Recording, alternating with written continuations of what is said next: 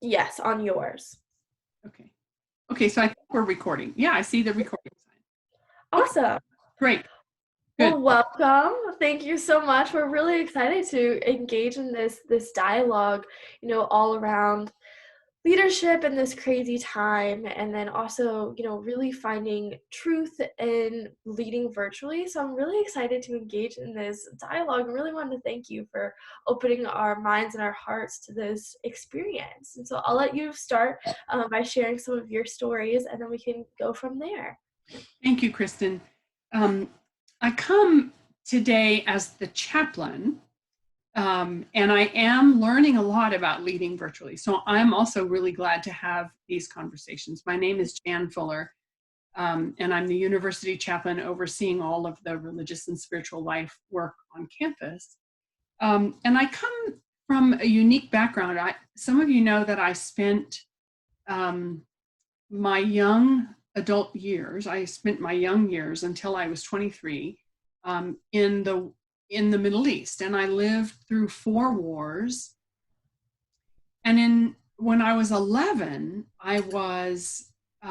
we were in a war.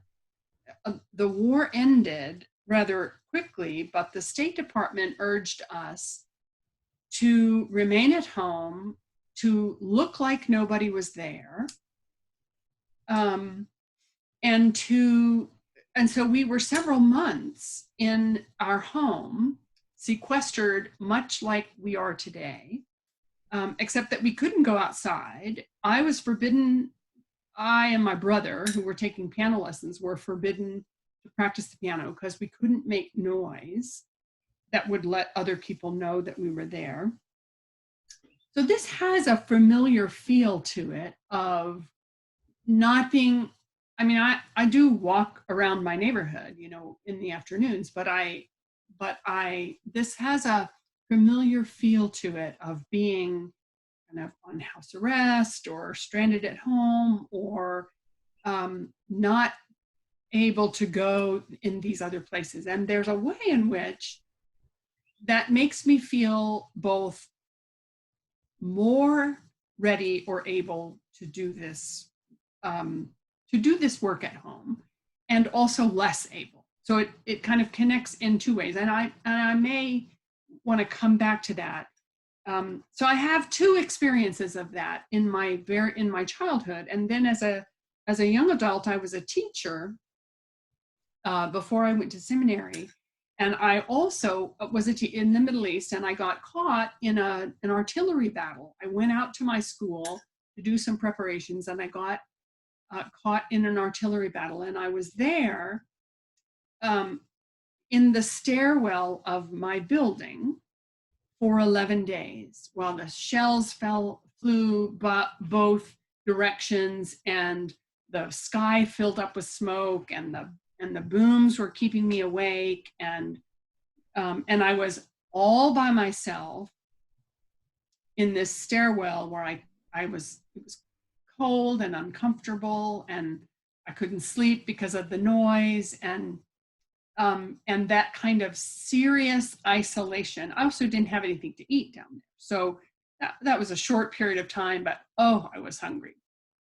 And then I stopped being hungry, and so I have in this experience of being physically isolated and physically distanced, here in my home with my partner and my mom, who's 91. And so we're trying to be so careful, and it has a feeling of familiarity to it, that makes me feel that I might be more prepared than some to do this or to think about this. And that also just gets tangled up in my experience. And so I have to spend a lot of time really thinking about my responses and thinking, is this, let's say, is this a traumatic response? Because I do want to talk about trauma at some point today, and how we how we lead usefully from our traumas, or how they prevent us from leading. So those are things that I'm thinking about as I sit here in my study at home, where I have now been for a month. As I wonder about and reflect on, how does my early history of trauma assist me as a leader, and how does it make my leadership more difficult? Because my feelings and memories are tangled up with things that have cost me a lot over the years. So I do want to get that out on the table, because it's partly some of that, we don't know the history of people that we're talking to. We don't know what's in their background, and we don't know. I think about this a lot with everybody I meet, really. I think we don't know what the story is that they're hauling around with themselves. We don't know the story that motivates them or that frames their experience right now, until we ask. So I thought, let me be a little vulnerable. Let me take the opportunity to kind of let you know that I have this vulnerability, that this moment in time really sets off for me. When I'm sitting at my house feeling safe, and outside my house, people I know are suffering or dying or really going through hard times, that's a familiar feeling of being in a war zone too, where something bad is going on out there, and I'm safe, but I know it's going on. So there's that sort of this sort of way in which the heart is divided, when I know terrible things are happening, but they aren't happening to me. So I've done quite a lot of thinking about that as I sit here. Last week, as I sat on I hauled my rocking chair out to the front stoop. There's just enough room for 2 chairs out there. And I sat there watching the world go by, thinking, this is so pleasant. How can there be so much suffering outside me? And so we're sort of living with those kind of paradoxes, or those ironies, that holding it all together and in isolation can make it both harder and also give us opportunity to face the connections that we're making with ourselves. So that's all I really have to say by way of that kind of introduction, or this is what you need to know about me at this time.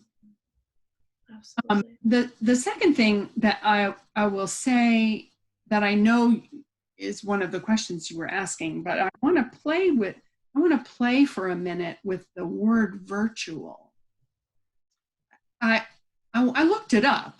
I went back to the dictionary and I looked up, and it really is, because this is the way we're working. Every meeting that I have is virtually, online or on the telephone, and the definition is something like as close to real as we can get.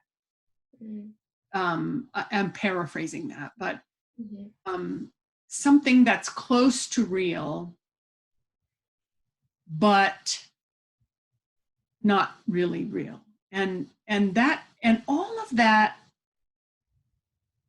is a little bit worrying, right? Because our leaders, as leaders, my hope is that we're as real as possible, not as close to so that the challenge becomes on a recording like this, on a call like this, where you're in your room and I'm in my room. I think that I have to make a greater effort to be more real in this particular kind of space, to be more honest, or at least honest in all the ways that are invisible to you, that could be invisible to you. So my playing with that word,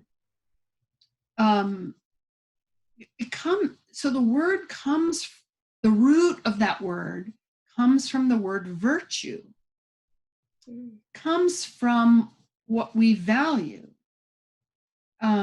So I think what my conclusion, or the playing that I was doing with it in my head, and as I prepared for this today, is that I think that those of us who lead virtually have to be more careful, to be more honest and more real than we might otherwise be, because it, can come out, if it could come off like, yeah, I'm over here doing great, and the rest of you might be not doing great, but here I am doing great. Well, you know what?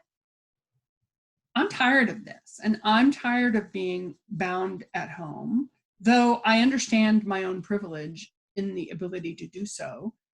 But I'm not doing fine either. And for all the reasons I've already said, and because I'm sort of bored and overstimulated all at the same time, and I'm lonely, and there's too many people here all at the same time, and there's all these kind of contradictions in my own mind and heart. But the point of all that is that virtual leadership, I think, reminds me to pay attention to the values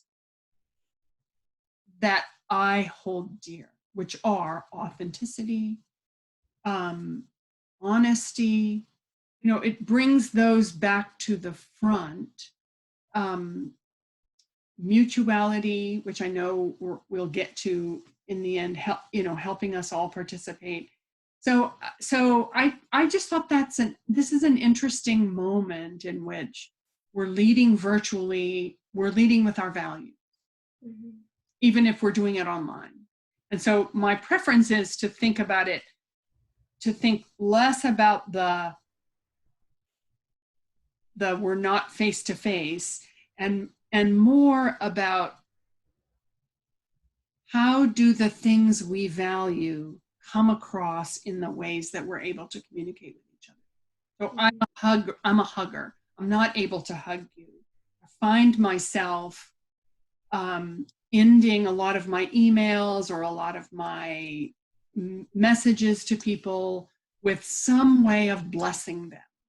That feels like a way of coming back to the things that I value. I would like, when we finish talking to each other, I want us both to feel blessed. I want us both to know that we've been in each other's presence in some kind of soulful way, and that's been a blessing. So how am I going to do that? It bears thinking about.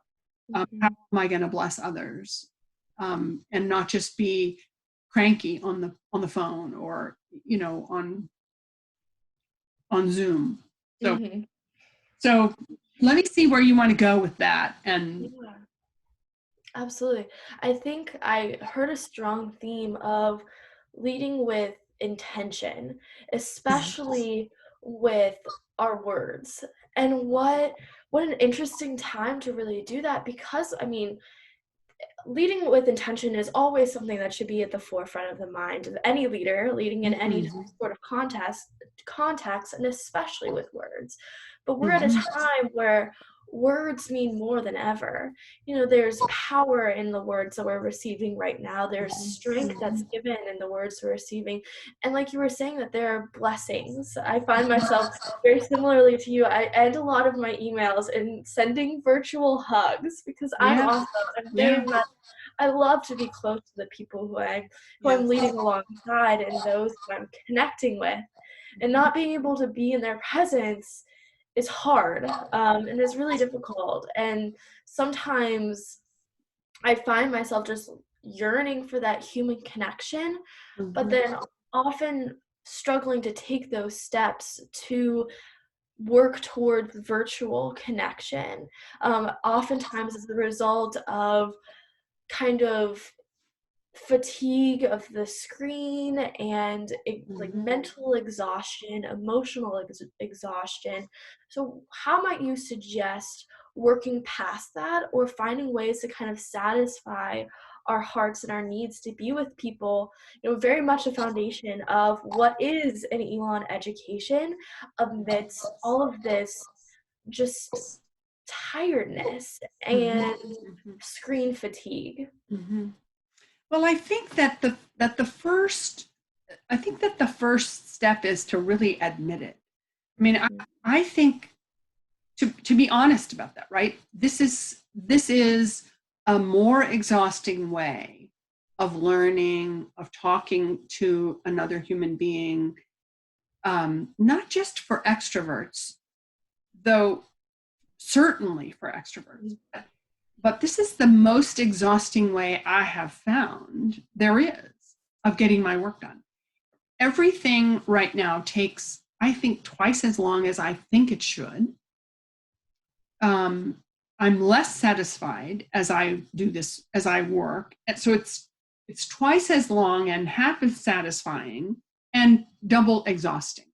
So I think we just have to be honest about that. I Mhm. think that learning online has got to be all those things, less vital, less encouraging, partly because, even screen to screen, I can see your face, but we're not in the same room and there's not that kind of energy transfer. Mhm. There may be some of it, but it's not the same. So I think Mhm. admitting it is the first step to, like, let's just be honest about that. Let's have no shame about that. Mhm.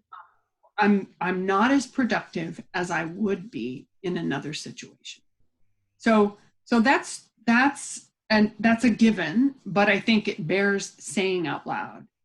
Um, then I think, what is what do we get from human interactions? Well, we get energy, we get joy, um, we have a sense of how we matter.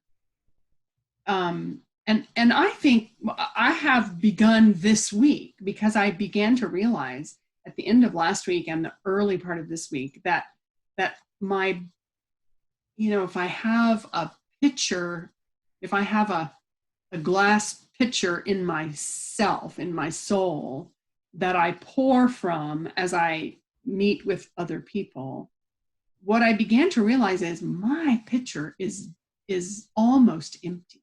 Like, what's pouring into my pitcher?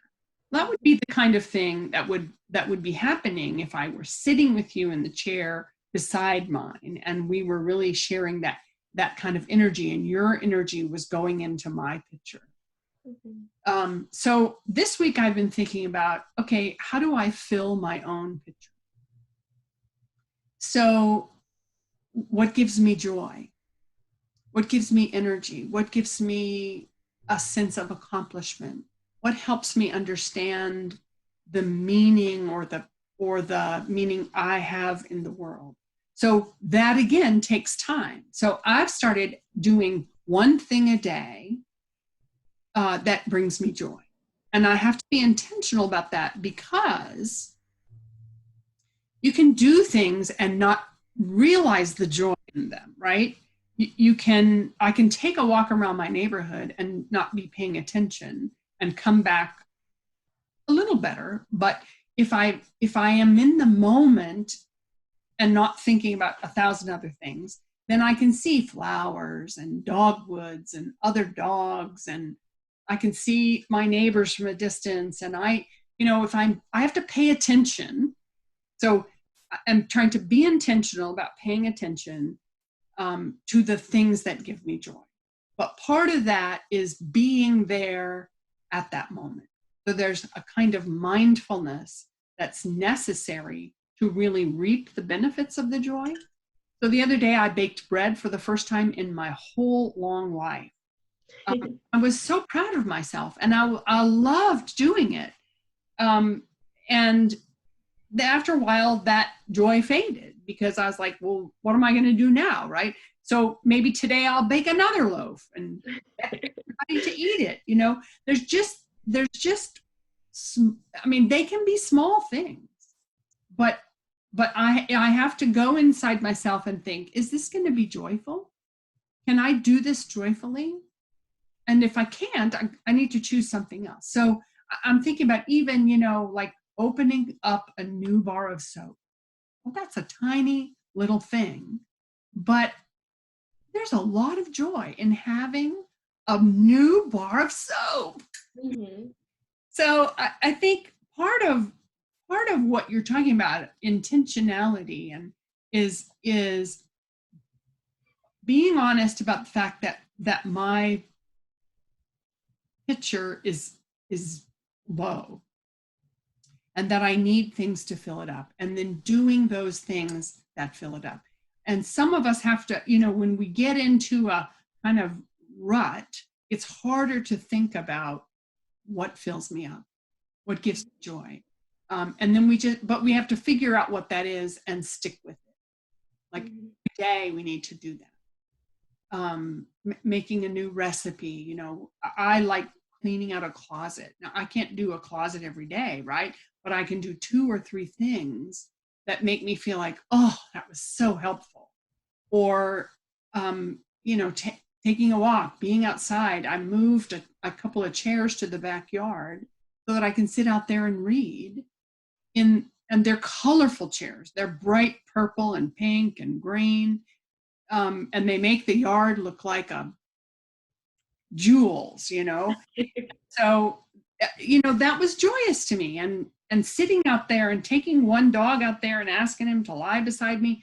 There's some, I'm just giving you small examples of what are the joyous things that we have to think about that and be intentional about them, because it's not going to accidentally happen to us at a moment like this.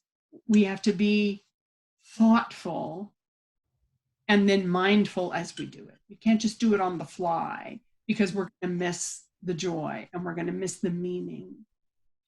So all of that comes down to, I think this moment is asking us to be very reflective about who we are and what we need and what would help us and what would not help us. Mm-hmm. And just thinking about how to help ourselves as leaders. There's no shame in that. We have to, like, in a lifetime of leadership, in a lifetime of service, in a lifetime of chaplaincy, I've been in moments where I've had to say, no one else can help me now. How can I help myself? Mm-hmm. And what have I got to do for myself? And those are the moments when it's harder to think of what would be helpful. But those are also the moments when it's most important that I figure that out. So mm-hmm. Reflection on what brings me joy, what fills me up, how do I alleviate my own stress, how do I come back to center every morning or every couple of mornings, and not take any of this for granted. All of those are themes, I think, that run through this moment, both for students and for other leaders. Absolutely. Absolutely. And you mentioned while you were sharing your story, the moments of realization when you're inside your home and looking out into the world and fully aware of all the pain and the suffering that's occurring.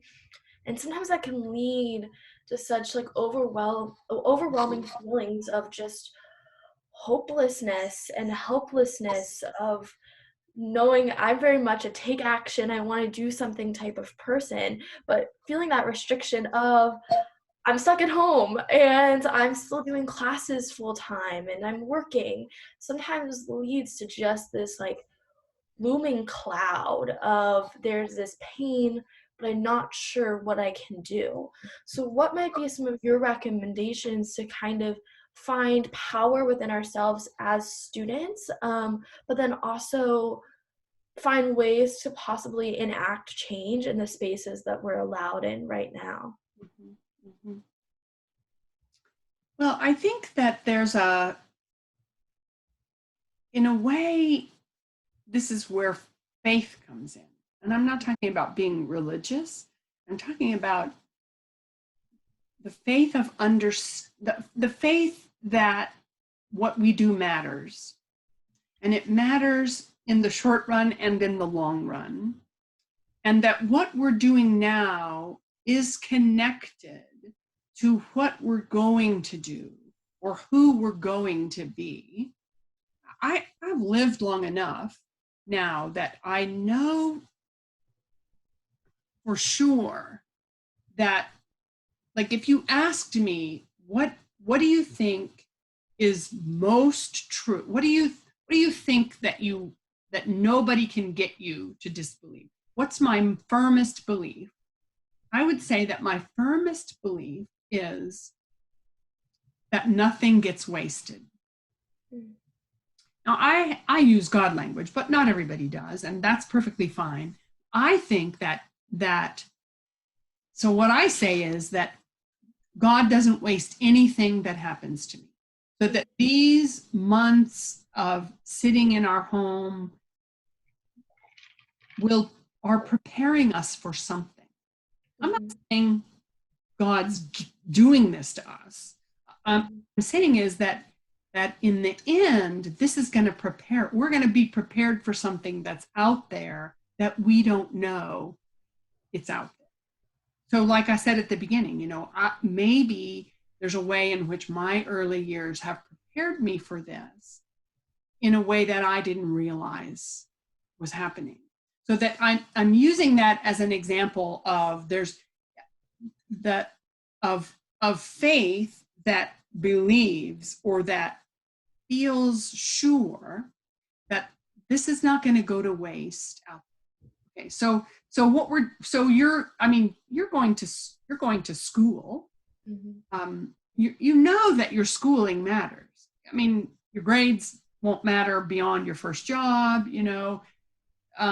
but it's all going to matter, and what you're learning is going to matter, and you're going to need this somewhere at some point. And so there's a sense of faith in the continuity of your life, that what you're up to right now is going to matter, both for the moment and for the long moment ahead of us. And then I also think that we do what we can do and hope it matters. I'll give you an example of this. I had a conversation with a friend. It's been a couple of weeks. And I shared some things that were rattling around in my head. And she said, why don't you write some of that down? And so I did. I wrote some paragraphs, and those paragraphs over the course of a couple of days became other paragraphs. And what I have begun doing, and then at one point there was a little piece of that I thought, I'm going to share this with the faculty. So I put it on the faculty and staff email. I did it with some trepidation, because I thought maybe I'm being maybe I'm assuming anybody wants to hear this, right? Maybe I should keep my place and keep silent. But I took a risk, and I sent this email to the fac staff. And I can't even tell you how many people responded and said, we needed this today. Well, I don't know. I didn't know that would happen. I figured I would hear from some people who were annoyed that I was using a platform that can be annoying anyway. So in the weeks that have followed, I'm listening to my heart about, is there something that I'm writing for myself? I'm writing it for myself. Is there something that I have to share with others that's coming out of this writing for myself? I'm not writing it for the faculty. I'm writing it for me. But every week or so, something has risen to the surface, and I thought, I'm going to share this. And I've shared it. And then I've heard from people who have said, I really needed this today. So some of that is about taking the risks that we can, and some of that is about using what we have and what we're already doing, and hoping or thinking that there is some value in this. And again, I think that it's the honesty of those reflections. I'm not writing highfalutin philosophy. I'm just writing my experience. And so the authenticity of that is connecting I think, for those I'm hearing from. And there's plenty I'm not hearing from, so that's okay too. But for those I'm hearing from, they're connecting with what I'm sharing because I'm trying to be honest. And that's given other people kind of permission to be honest about where they are. So I think what I'm saying, Kristin, is that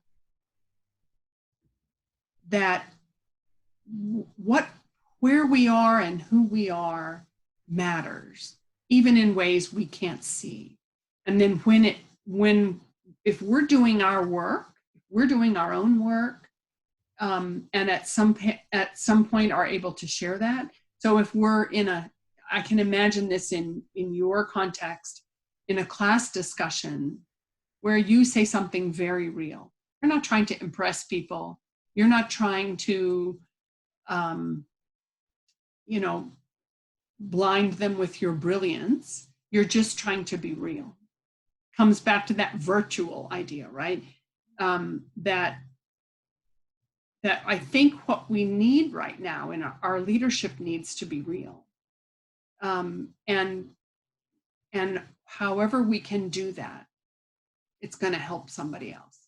Whether it's in a classroom discussion or in a paper that only your faculty member is going to see, or checking in with friends. I could see that you were on the verge of tears. You want to, is there something I can listen to you about? I think that those kinds of connections, we can still pay attention, both in ourselves and to others, and then see where that's leading us. And then believe that in the end, it does matter. These are not wasted times. This is the woman who's doing the baccalaureate address for the seniors, whenever that's going to happen, has a phrase that she uses, and she says, what if the darkness of this moment is not the darkness of the tomb, but the darkness of the womb?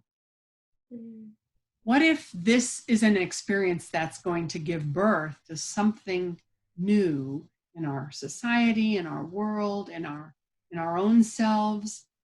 And in my better moments, I want to hold on to that. In my worst moments, I'm like, okay, whatever. But at a moment like this, I want to believe that there is something in us being shaped by this kind of Sabbath silence, hunkering down, being isolated, that we're going to discover when we move from this place. We're going to discover how we've been changed. Absolutely. How our leadership has been changed, and how our ability to connect with others will be better.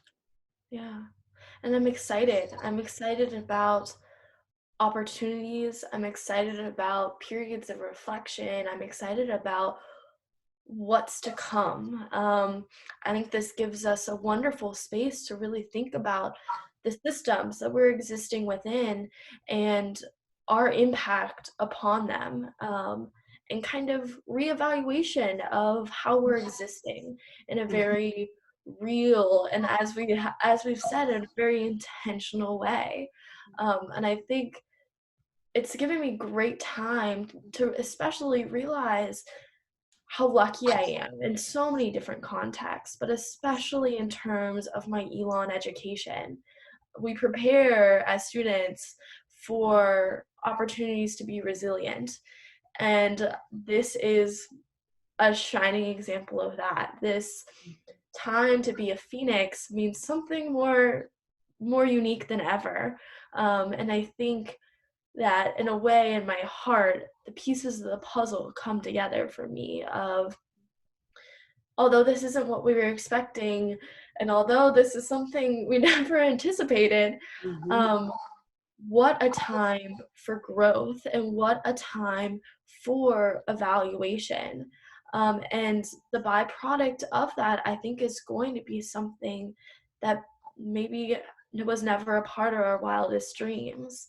And I'm excited for of course, the reconnection with my people and the people who fill me up, my glass pitcher. And of course, the moments to be back in the classroom again and to feel the energy of learning and new ideas. And even those moments where, I think one of my biggest loves to my Elon experience have been the moments of learning that haven't been in the classroom through conversations like these, but also, in late night dorm room discussions about what we've learned in our different classes, or, as we're just sitting around in Mosley, just being in each other's presence, speaking to each other's experiences. I miss those moments. And I think I will be coming back with a lot of intention and a lot of purpose and knowledge of the power of those moments, which I think I might have needed, especially after it's easy to get caught up in the routine and the monotony of what we do, and to kind of have this moment to recollect that hope and that intention is something that's so powerful. So I want to thank you for that and helping me reconnect all those pieces of the puzzle for my own experience again. That's something that's really powerful and special.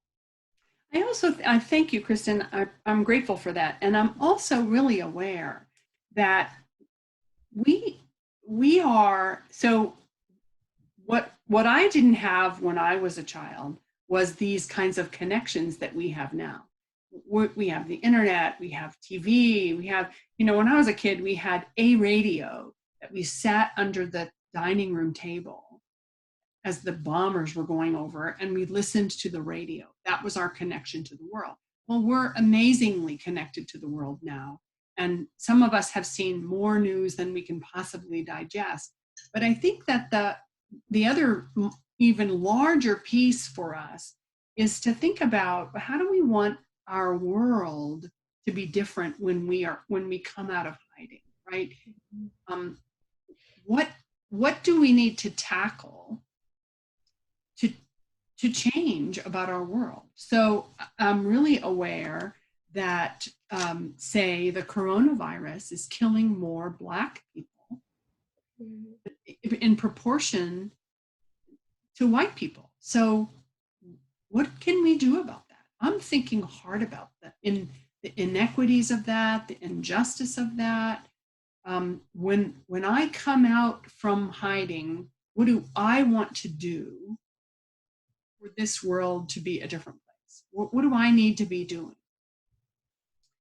I'm in an anti-racism circle, and it meets every other Sunday night, and we're meeting this week, and I'm I'm thinking about this. I'm reading about it. I'm using this time to help me understand what's my part in this, and what do I do about this? And I don't have the answer. I don't have the answer, but I think this is a leadership question.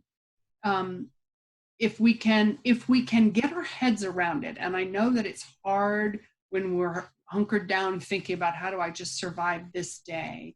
It's harder to think about, how do I want the world to be different when I get out of here? But I do think that's a question we can ask ourselves. What our culture needs to change? And what makes us really mad when we watch the news? And what really breaks our heart about this situation? And those are, you could see them as callings. If we're heartbroken, or if we're really passionately mad, that could get us somewhere. So it could be the tugs of the future on us about, how are we going to contribute to the world in a different way, in a way we didn't really know about, and how are we going to learn from this experience to move us forward in culture? Like, what is it about the culture I live in that I want to be different? So I myself, in addition to those things, I'm thinking about the materialism of our culture and the shopping thing. And that's something I want for myself to do differently. that's something I want for our culture to be doing, right? So I'm thinking about those things, and those are I think moments of opportunity for all of us who are sitting at home watching the news, devouring what comes across our screens, to really watch in ourselves for what pokes us and what makes us really uncomfortable, and what says, wait, I don't know enough about that. Mhm. So I hope some of that is happening in the classes, Oh, yeah. in what I hope that some of our faculty are doing that. I think they are. But I think that's up to us then to say, what is this new thing I'm being called to because of these moments of contraction? Mm. And we do, I have this sense that if you kind of look at like a rubber band, you can stretch a rubber band, but at some point it has to contract back to its normal shape, and then Mhm. more powerful the next time, so that you can, if you stretch it too far and never let it go back, then it breaks. Mhm. But the flexibility comes from its going back to its original shape. Does that make any sense? It does. So this Absolutely. feels like a real contracting time where we Yeah. go back to our original nests and Mhm. think about what's out there next. Yeah. Absolutely. Well, thank you so much for this. This really has um, filled my heart in a very strong way, and And given me, I think, a peace that I didn't really know that I didn't know that that was something that I needed. And so I thank you for that, and I'm really excited about what this conversation will give to those who get to view it too, and hopefully that same sense of hope and faith and trust, but also a little bit of a spark of energy and joy of what's to come and the own growth that we can find within ourselves. So thank you for this amazing opportunity to really engage in this dialogue that we need to be having, and what an opportunity to have that. So thank you for this. you're very welcome. I hope that you'll include, when you, however you share it, I hope you'll include my email, Of because course. I love to talk to students about this. I would love to have phone conversations or email conversations, Hmm. whatever seems right to be. I'd love people to be able to reach out, because I don't know how long I'm going to be here, but I need some people to talk to too. So Absolutely. include that. And I've been really grateful to be part of this with you today. Amazing. Well, thank you so much. So I send my blessings to all the Center for Leadership community and students and staff, and